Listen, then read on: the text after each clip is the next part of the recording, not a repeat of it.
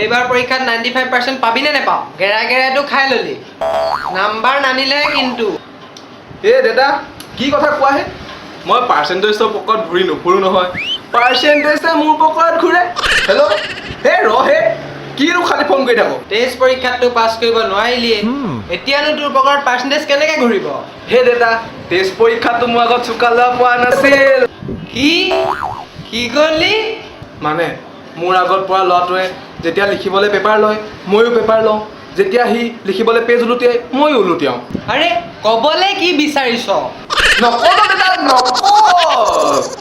মই তাৰপৰা চব চাই লিখিলো। যদি ভিডিঅ' চাই ভাল পালে